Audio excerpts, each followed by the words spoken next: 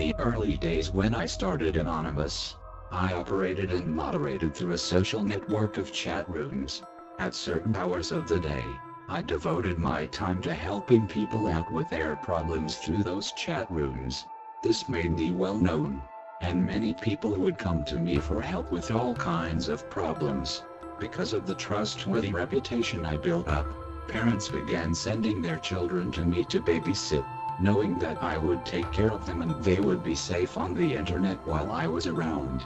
They began calling my network Turtle Island, a child-friendly term to describe the safe, protective place on the internet for their children. When the political side of Anonymous became well known and 120 of my followers tracked me down, they came to me with prophecies. They believed I was the man of many prophecies. Of those many prophecies, they spoke about the American Indian Rainbow Warrior prophecy that referred specifically to Turtle Island, and the many parallels between myself and the prophecy. For example, the prophecy referred to the return of the white buffalo, in perfect timing with the origins of Anonymous. A series of white buffalo were born. Turtle Island wasn't just a safe place for children. It was a safe place for everyone. No trolling, no profanity, no lying. It was a place where everyone could communicate openly and constructively. The example I set resonated with many others. Through my unique methods of moderation, Turtle Island became the home of Anonymous. There were no identifiable moderator statuses. Everyone was on the same level. This is why Anonymous is known to have no hierarchy.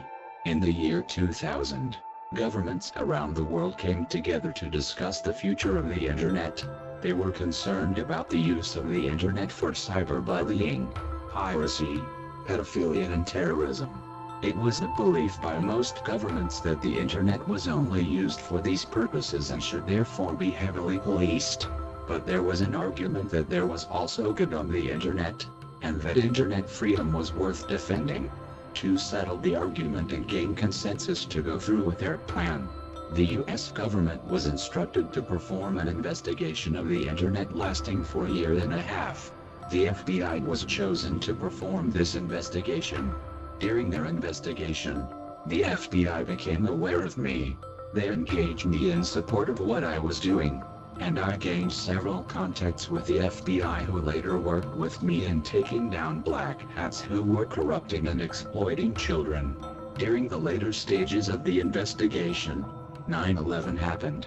After that, the FBI were given unlimited funding, and instead of covertly watching the internet, they were instructed to actively hack, crack, corrupt and otherwise compromise every corner of the internet to prove the government's case and justify heavily policing the internet.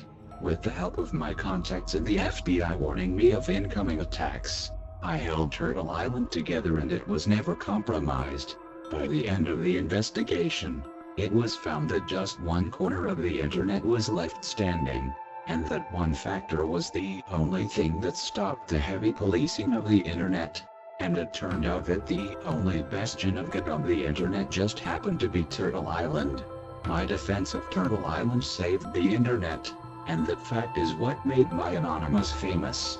After that, many social networks systematically shut themselves down in fear of being sued by the government. Social networking went into a dark ages that lasted years, due to social networks closing down and to avoid being pursued by governments. I dispersed Turtle Island.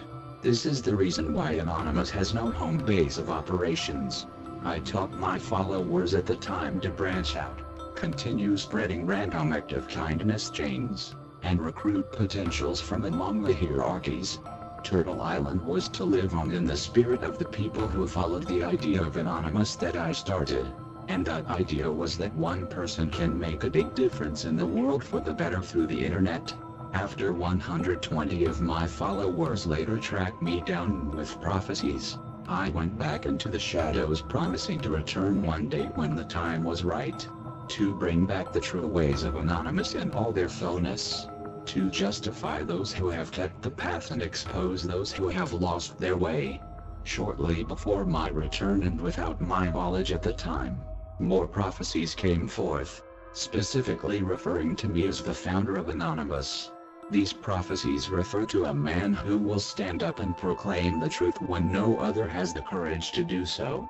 He will fight a desperate battle against impossible odds.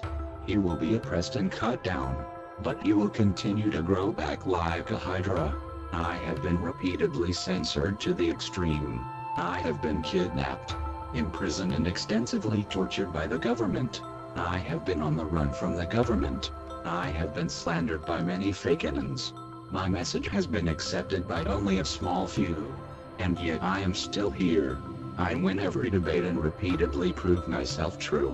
Whether intentional or not, I am fulfilling prophecy.